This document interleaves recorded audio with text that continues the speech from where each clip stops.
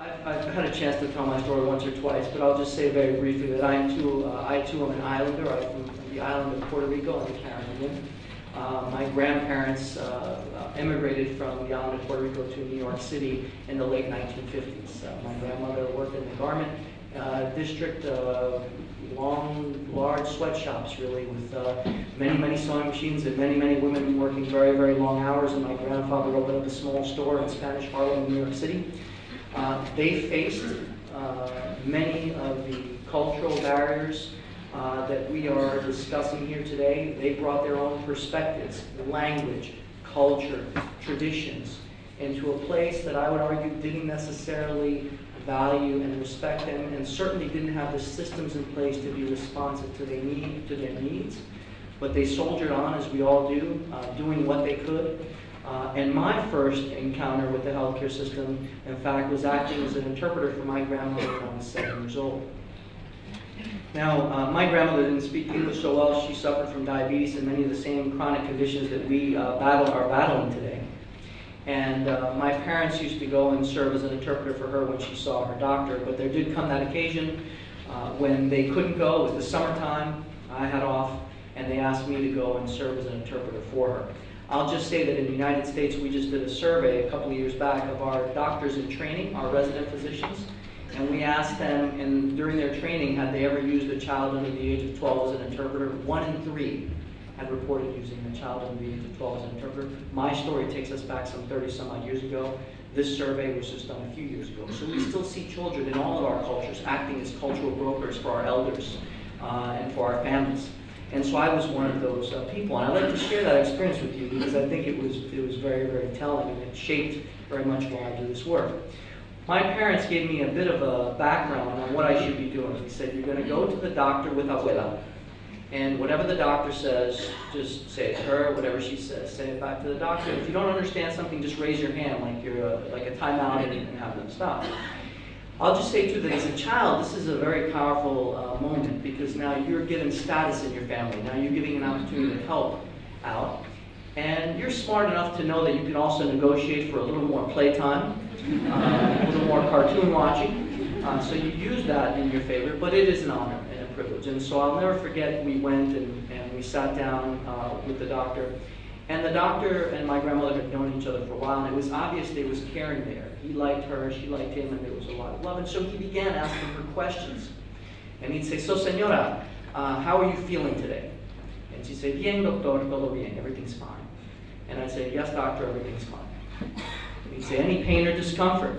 No, doctor, todo bien, thumbs up, wink. Any problem with your medications? No, doctor, todo bien, thumbs up, wink. Doing great. Sí, doctor, todo bien, thumbs up, wink. So here I am, I'm 7, I'm saying, boy, this interpret thing is very easy. All you need to do is say, yes, doctor, a lot, and you know, the job is done. And so we finished, and that visit probably only took about eight minutes, and I think it was, you know, given a half an hour, only about 8 minutes or so. And when we were done, we walked out. And of course, I wanted that pat on the head from my abuela, from my grandmother. I said, abuela, ¿cómo fue? How did it go? Right? And she said, muy bien. She kind of patted me on the head. And then she whispered under her breath in Spanish, pero no sé lo que dijo el doctor y no lo voy a hacer. Which means, I don't know what the doctor said and I'm not going to do it anyway. I said, great. So that my career as an interpreter didn't work out. But here is the point of that story. The point of that story for me was, it wasn't about intention. Here we had two people who wanted the best possible outcome. I think he certainly wanted the best for her. I could see it in his eyes. I think she wanted the best possible outcome, but there were issues that got in the way, perspectives. Not unique to Puerto Rican grandmothers, she viewed the doctor as an authority figure, and she wasn't going to say if she didn't understand something. That's what we call the yes doctor. Yes doctor. And so certainly we could have helped train her, could have helped empower her to say, it's okay, you need to be a partner in your care. It's okay if you have questions, it's all right. And then certainly on the provider side, we could have helped that provider by saying, you know, if they just say yes doctor a lot, doesn't necessarily mean they understand you. So just ask, get them to really play back what you're saying. And so I was struck with that, and I had the honor and privilege of having parents who sacrificed so much so that I could embark on a career in medicine. and ended up going to do my medical school training and then my residency training in a place like New York City, where every afternoon I was having to care for patients who have different perspectives, speak different languages, bring different traditions and values to the healthcare encounter. Was taught a lot about the medicines to treat different conditions, was taught nothing about the importance of culture and health and healthcare. And so a couple of things emerged. Number one, we began to see that only about half the time in our country do patients get what they need when they seek healthcare.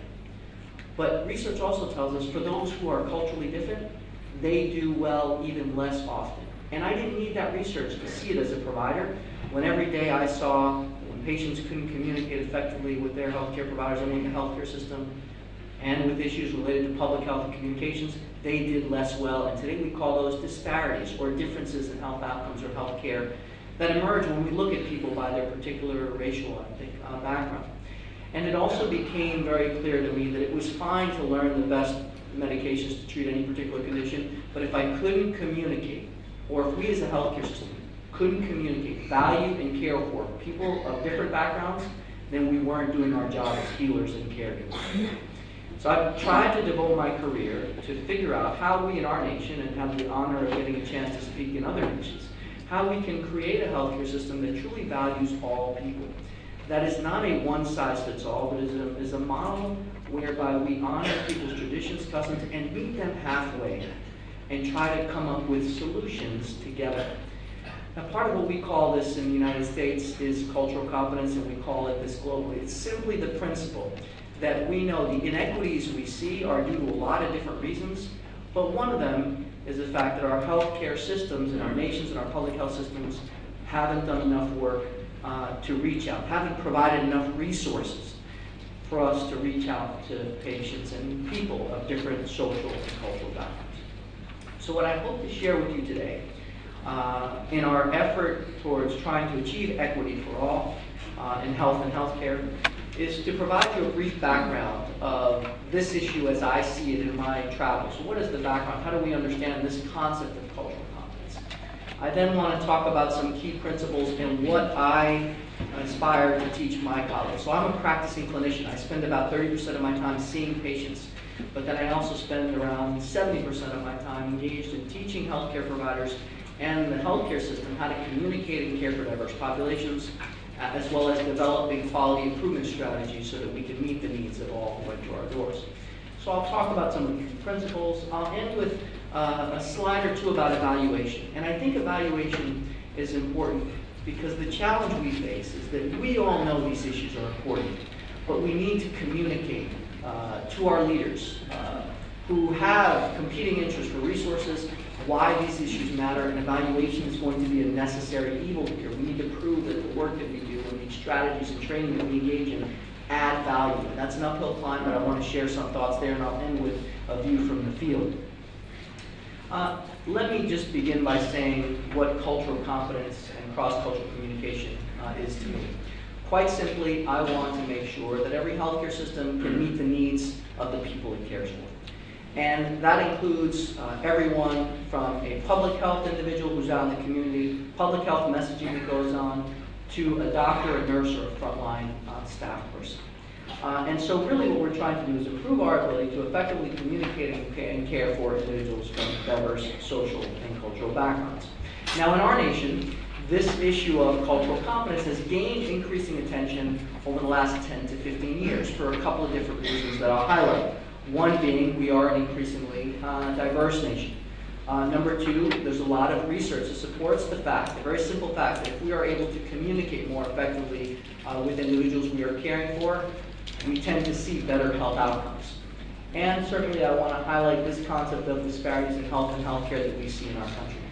Now I'll just add one quick note that mental health for all too long has been marginalized. It has been divorced from physical health. And what we've come to know and learn is that mental health is equally linked to physical health. Individuals who are depressed or have mental health issues have difficulty managing their chronic conditions, and individuals who have chronic conditions such as diabetes are more likely to be depressed.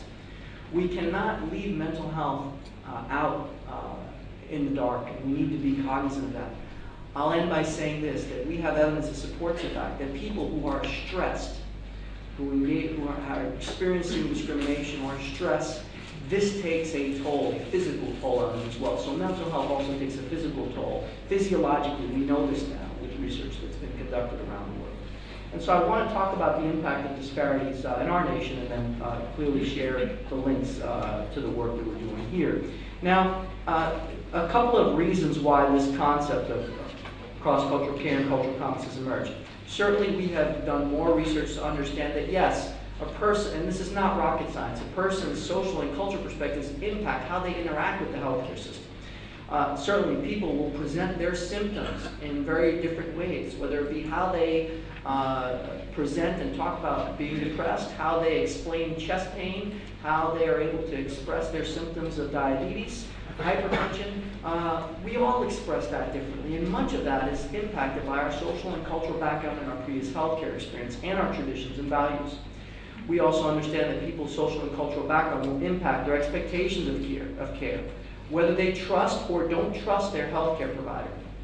In the United States, we've done surveys on trust, and we see that our minority communities, particularly our African Americans, Hispanic, Latinos, Native Americans, and Asian Pacific Islanders, all feel mistrustful, all are concerned. They all, in surveys, say that they feel like they've been treated unfairly in the past based on their background in the healthcare system, and are concerned about being treated unfairly in the future. Trust is a huge and critically important component of healthcare, and so this is certainly impacted by people's social and cultural background. Their ability to maneuver within the system, the choices they make. A long way of saying that social and cultural factors are quintessential as we think about designing healthcare services to meet the needs of all.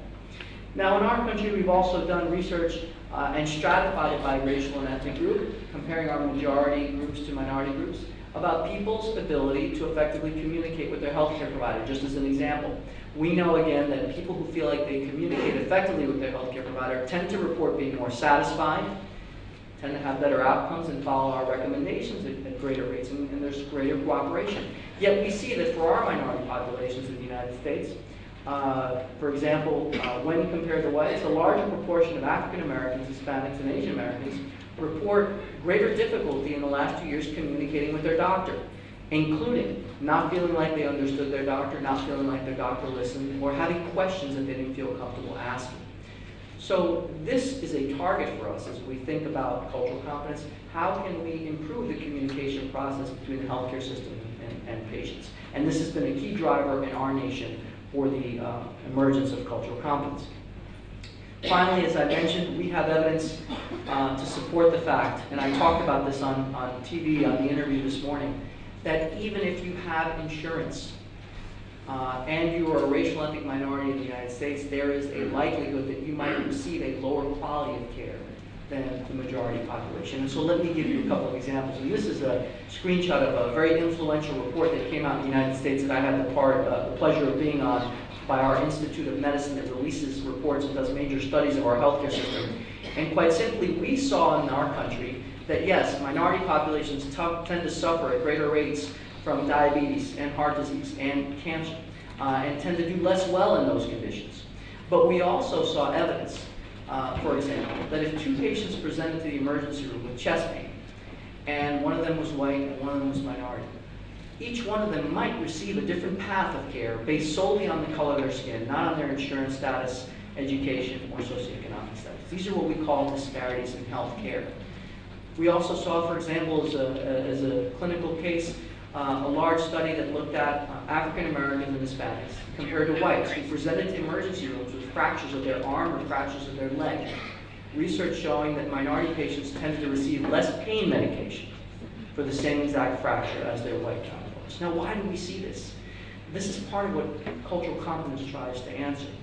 We know that certain patients are going to express their symptoms differently, as I mentioned. They may not want to say that they're in pain. Doctors and healthcare providers might make assumptions about people, might stereotype them, and might lead them to treat people differently, even though they don't think they are doing it, on top of the fact that people may be mistrustful. So we have a whole series of things that are contributing to these issues, and what we try to do with cultural competence and what we recommend in our report was that there are many sources that contribute to these disparities, no one solution, but all of our healthcare providers, no matter who they are, should be trained to better understand how social and cultural factors impact health and healthcare.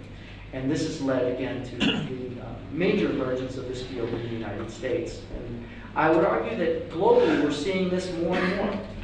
I've had a chance to go to different countries, and the issues are the same, just for different populations. And so these are not issues that are unique to the U.S. These are issues that we're all grappling with as our world becomes smaller and smaller, and we strive to do better and better every day with the health and healthcare needs of our populations. Now, I want to share with you a couple of things that I think are really important around the principles of cultural competence. Number one, culture is broadly defined. We need to understand that we all belong to multiple cultures, right? Just as we talk about Pacific peoples, and we had a wonderful ceremony this morning that gave very different groups who have shared values and beliefs, but also have differences, to provide their greetings and welcome us, understanding that we share a lot, but we also are individuals in our ways. And so the same could be said for my Hispanic culture and my Latino culture, and we share that. We share a language, but we may be different, whether we're Mexican American or Puerto Rican or Cuban or from the Dominican Republic or from Central America. There's a lot we share, and there's no one kind of cookbook to provide care to us. Yes, there are things we can consider, but we need to treat each group as an individual. And so we need to think about culture not just as race, ethnicity, understand that we all belong to multiple cultures, personal, professional, and otherwise, that we jump in and out of on a day-to-day basis. We also have to understand that there's great variation within cultural groups, and that cultural competence is a process of learning. You do not come and get a training and get a stamp and say, okay, I'm ready to kind of engage the world now. We will constantly be learning, and it needs to begin with humility and being humble and being willing to listen and understand and hear things that might be different to you.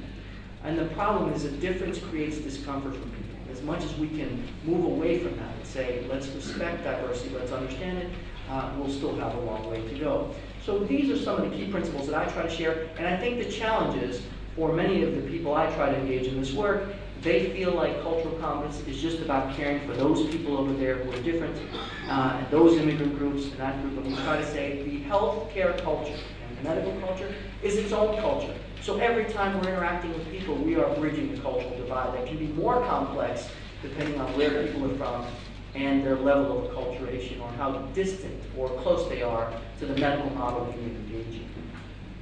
Now, a lot of the work in cultural competence is focused on three particular areas. One is the area that I call cultural sensitivity and awareness. In education and training focus, it says, let's be sensitive. Let's be aware of differences. I think this is critically important, but it is not enough. Being aware, being sensitive is not enough. It is quintessential, again, as we think about the key pillars of curiosity, empathy, and respect, and humility, kind of being part of that puzzle, and training that sensitizes us to these differences is very, very important, but I argue it's not enough. We need to go down to the next level, which is really learning about the communities we care for. This is what we call the multicultural approach to training, which is, okay, I'm sensitive now, but now I'm going to learn about the cultures that I care about on a day-to-day basis. But ultimately, what we're really striving to do is make sure that anybody in healthcare can care for anyone at any time, whether they got a course on a particular population or not. Because the truth of the matter is that a lot of the work in cultural competence that's been done in the past is what I call the menu-based approach, right? And so the menu-based approach is something like this. You look up, for example, the Hispanic patient on page 22 of a manual, and it says the Hispanic patient likes it when you treat them nicely, likes it when you ask about their family. They might be fatalistic. And so it gives you these 3 or 4 things. Well, those 3 or 4 things can't even describe how to care for my family. And the point is that we can learn about these key things, but we don't want to learn things that then make us stereotype people and say, oh, you're from this culture, so you probably are going to behave in this way. So it's a very delicate balance we need to walk between learning about communities and the values and traditions they represent, but also not stereotyping them because we're all different. And that gets us to what we really aspire to teach, is what we call the cross-culture approach, which quite simply says every individual is an individual in front of you. You must take the time to learn about what social and cultural factors matter to them and might impact the health and health care that you are providing to them. And in that cross-cultural approach, we've said we need to value different perspectives, and we argue that if you've had no experience, if I tomorrow started practicing medicine here in Auckland and haven't had a lot of experience with Pacific Islanders. Well, I at least could bring together a skill set that allows me to learn, to begin a learning process, because I'm aware. I can learn about communities, but I can learn from each individual. Each individual can be my teacher. That's what we aspire to, is for me to be able to land here and begin providing high-quality, effective care tomorrow, not needing to undergo 5 years of training about the different cultures. I need to be able to learn that on the fly, but also have a skill set that allows me to ask the questions I need of you, and you, and you, to do the best I can to provide care to you. And so what we say is you may have had a chance to learn about or communicated with an individual from a particular culture, community. This can be effective. Just be careful not to generalize, not to make stereotypes. But if you don't have a background, if you have no clue, then what? What types of things should you be concerned about? What types of things are truly cross-cultural for patients, for people? And so we break it up into 4 main areas. Number 1, we say, think about cross-cultural issues and how they might impact health. And we talk about assessing core cross-cultural issues. Next, we say, explore the meaning of the illness or the meaning of the treatment for the patient. Get to their understanding. Next, we say, think about the social context in which people live. That's critically important as we try to provide health messages and try to address the needs of populations. And then finally, engage in negotiation. The reason I say negotiation is because I can sit here and we can sit here and give a patient a list of 20 things we want them to do. But if they can't do them, and they aren't willing to do them, this piece of paper is worth nothing. We need to negotiate with them to figure out what they can do. In my practice on a day-to-day basis, I see patients with diabetes, for example. And I know there's things I should be telling them. Eat fresh fruits and vegetables and do exercise. If I don't take the time to ask them, can you exercise in your community? And maybe not find out that they don't have sidewalks, they work 2 jobs, there's no gyms, it's not safe to do exercise. Or, I'd like you to eat fresh fruits and vegetables. Yet we in the United States face many areas where you can't get fresh fruits and vegetables. Areas that are poor and impoverished, where fresh fruits and vegetables aren't fresh, they cost more if they're available at all. So those recommendations really fall on deaf ears. Part of what we're trying to do in determining the social context is figuring out what can you do, what can I help you do that's a little more than we did yesterday. And that is a negotiation process that really is predicated on getting at the patient's social experience. Now, the core cross-cultural issues that we tend to teach, and I've had an education in these areas in the last 2 days around how we communicate across cultures. One key principle is styles of communication. I mentioned the yes doctor patient, right? We as a healthcare system need to understand how people communicate, kind of tone of voice, personal contact, eye contact, all of these issues. I was schooled yesterday in the process of touching forehead and nose, and I did it very well today because I had a wonderful teacher. But the process is that the issue is that there was a willingness to learn, and then a willingness to apply. And so you learn how people communicate and the customs that are important to people on a day-to-day basis. So we say be aware and understand different styles of communication. How people make decisions, autonomy, authority, family dynamics, understanding the role of family versus the role of individual, whether people want spiritual leaders engaged in their decision-making, family members, community members. We talk about, again, building trust and understanding trust. Basically what we're saying is have as a radar screen, as a healthcare provider or as a person who's designing public health programs, these key issues of communication, decision-making, building trust, also the role of medicine, how people view healthcare. Do they prefer to use healers in their community? Do they come to the healthcare system first or last? Understanding all of those dynamics are really critical. Understanding traditions, customs, spirituality, and how that impacts people's health beliefs and perspectives.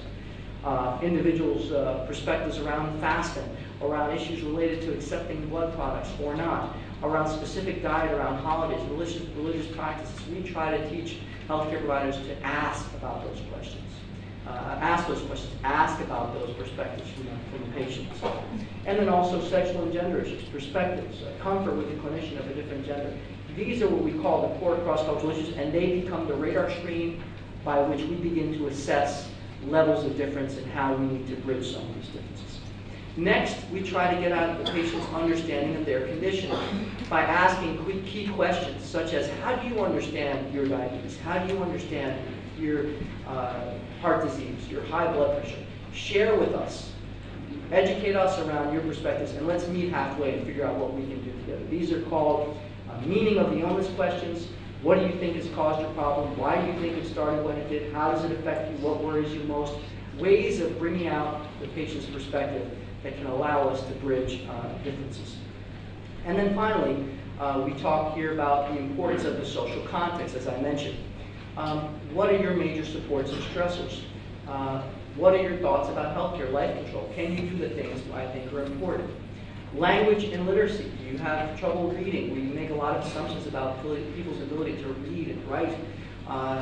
Those are really important pieces of the puzzle here. And then environment change. What was medical care like where you come from, and what are you used to? And let me tell a quick story about that, which I think is very important. When I was practicing in New York City, about a couple of years after my training, I was reassigned a new patient to see. So I came into the office, and this patient had an appointment at 1 o'clock in the afternoon, and it was 9 o'clock in the morning, and she was sitting there in the waiting room. She was an elderly Mexican-American woman. And when I went over to the desk to get her chart, the clerk said, "Oh boy, good luck with this one." You know, and she hands me this chart. And you know, when you hear that, you want to just make that chart go away, right? You say, "Oh my gosh, all right, this is going to be complicated." So she gives me that chart, and I said, "So what's the problem?" She says, "You know, she always comes early. Her appointment's at 1 o'clock, she's here at 9 o'clock. And so I have 5 patients I'm supposed to see before her, so I go in there, I say, "Okay, well," as I'm passing by, I say, "You know, I'm going to get to you as soon as I can," you know, and I try to get her in early. And I get her in around 11:30. And I get a chance to see her and talk to her. And she's an absolutely lovely lady. She was labeled as a difficult patient, meaning that she always wanted to be seen early.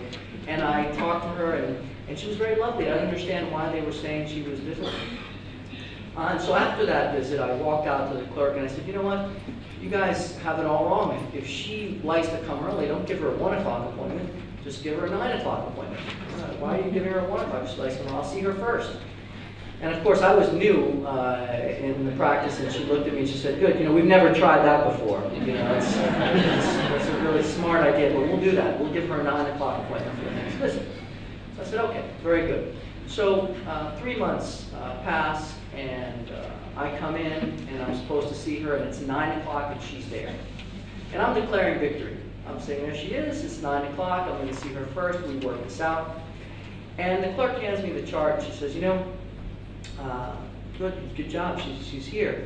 And I said, "Yeah." And she goes, "Can you ask she goes, "You know, by the way, why don't you ask the gentleman who opened the building at 5 o'clock this morning who was standing outside?" I said, "Oh, man." So I said, "What happened?" She goes, "Oh, yeah, she was at 4 o'clock when I was getting coffee, she was standing outside. And so she came at 4 o'clock for a 9 o'clock appointment." I said, "All right, it's a little complicated." So I brought her in. And I said, "You know, I gave you a 1 o'clock. You know, you had a 1, you came at 9. We gave you a 9, you came at 4. I can't back it up anymore because I'm afraid you've been pitching a 10 outside the office." And so I was making assumptions. I assumed that she had arrived at an early time, or maybe she was elderly, so maybe she enjoyed the company in the waiting room. Maybe she was isolated. You make these assumptions. And so I had this brilliant, most culturally competent question I've ever asked. I said, "Senora, why do you come so early?" And she looked at me and we discussed it. And the next visit, she brought in a picture, which I think says 1,000 words. This is her previous healthcare experience. This is a health center in Baja California, Mexico. It's 7 o'clock in the morning. There's 1 doctor, 1 nurse. It's about 100 people out there, families, food, everything. And so her healthcare experience was, you come early. She was never upset. She came with a smile and would wait. It wasn't that she was trying to be difficult. This was her previous healthcare experience. That is the essence of cultural competence. It's taking the time to understand why she would come early and not blame her and demonize her and say, "Well, she's difficult, a difficult patient." This is not unique to Mexico. We see this all around. And again, these people are committed to getting health care and have to wait. Nobody explained the appointment system very well to her. She didn't know that. And I'll just say, when I left New York, she was only coming about 2 hours early. So we were slowly closing that gap. But I think this is the importance of understanding people's social context and their previous healthcare experience. And ultimately, what we want to do when we gather this information is negotiate with them. What can you do? I take my knowledge, I get the patient's knowledge, I come to some mutual understanding for better cooperation. These are principles that can apply with any person of any culture. It's a willingness to have the tools and skills, apply them, and put them to work. And ultimately, what we say is cultural competence is not just about caring for those people over there who are different. These are skills that can be used for anyone, because we all have culture. We all bring to the healthcare system our own perspectives and values and beliefs, no matter who we are. And we need to understand that these skills can help us with any patient we see, regardless of their background.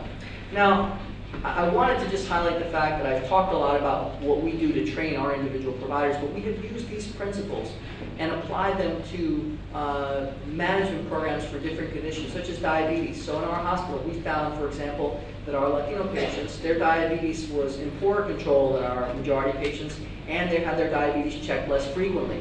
So we quite simply got somebody from the community, trained them on the basics of diabetes, trained them on the essence of cultural competence, and basically had them call the patients, and when they came in to see their doctor, they could spend an hour with that patient talking about what are the barriers to managing your diabetes. The person spoke multiple languages. So this was a one-size-fits-all that didn't exclude a lot of people. This was a one-size-fits-all that met the needs of all people. This coach was able to meet with individuals who spoke English, Spanish, and other languages and had the skills to meet all of their needs. And what we were able to do is incorporate some of those same things that I mentioned with you into an assessment that that coach could use with the patient, getting out their explanatory model. How do you understand diabetes? What do you think will help control your condition? How do you do your treatment? Do you have trouble getting your medications, getting at the social risk? Do you have any fears and concerns about these medications, about the treatment plan? Anything else we should know? Tell me what your plan is for controlling your blood sugar. Meeting them halfway.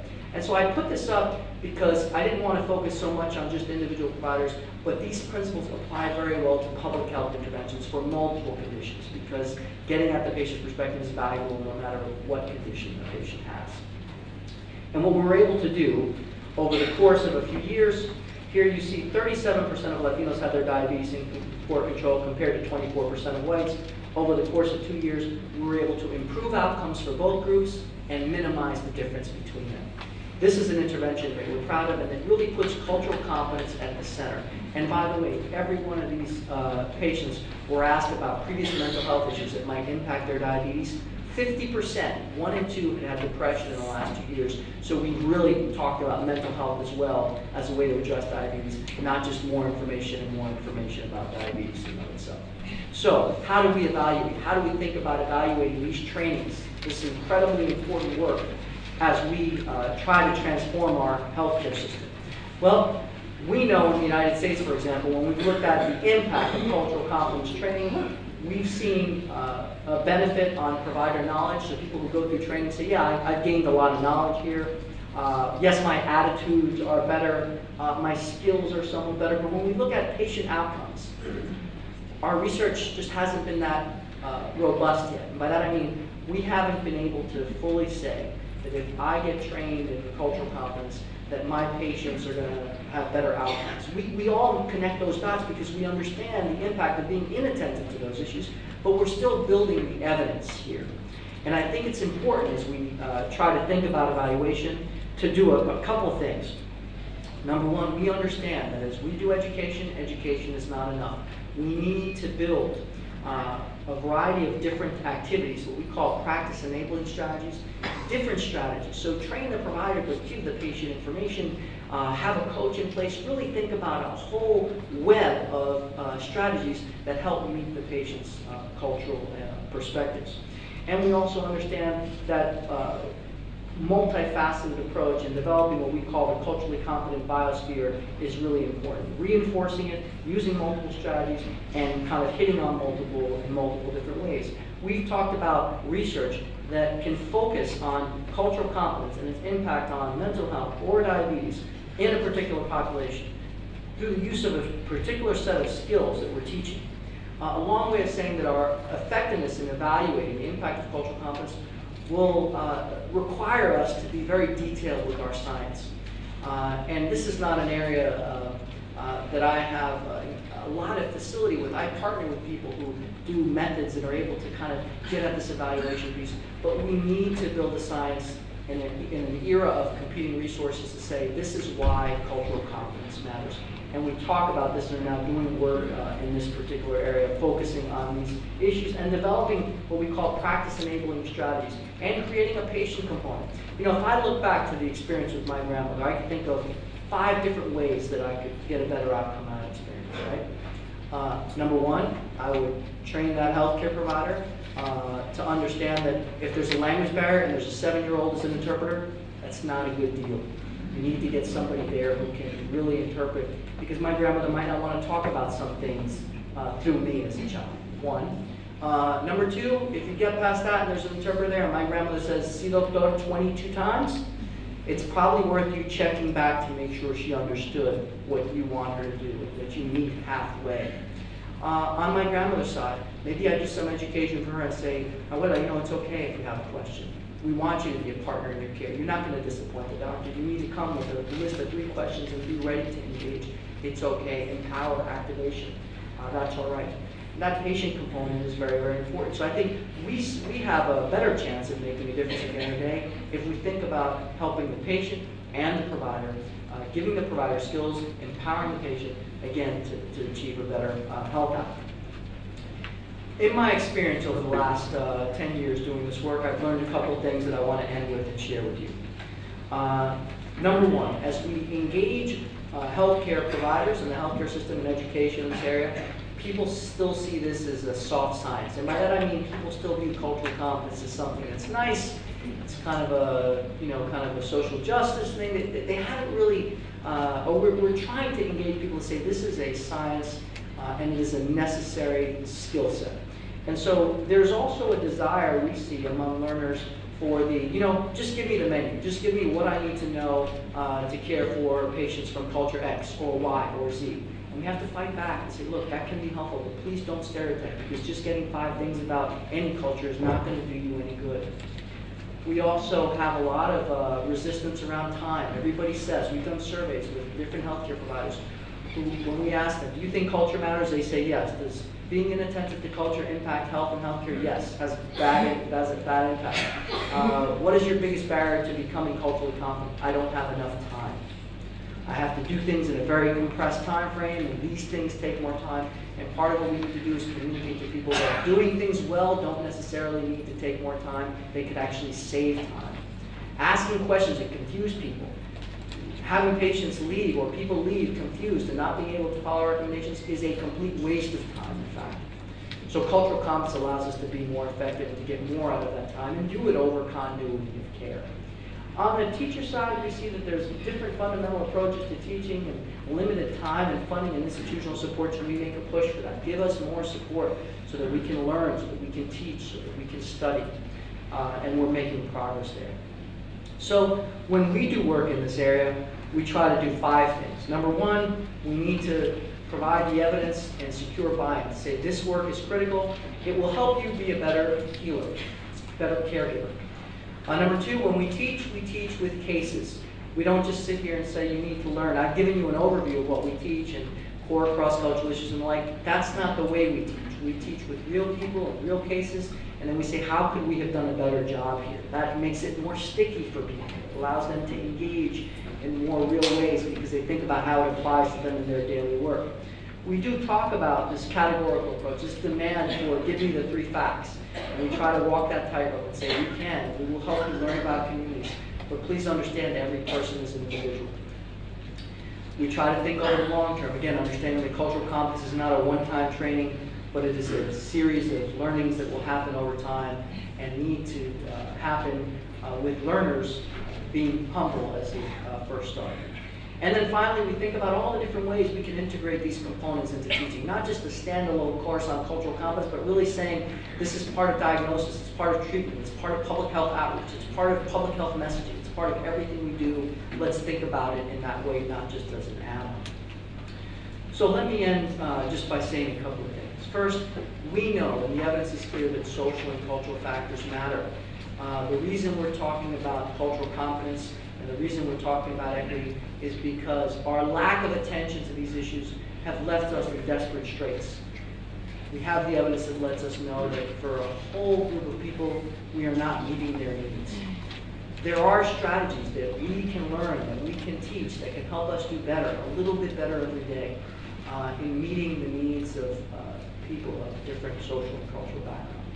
And I firmly believe that as we proceed down this path and go forward in this journey, that effective cross-cultural care, communication, cultural competence will improve the health outcomes and the quality of care that we deliver to our very diverse communities, both here in my nation and around the world.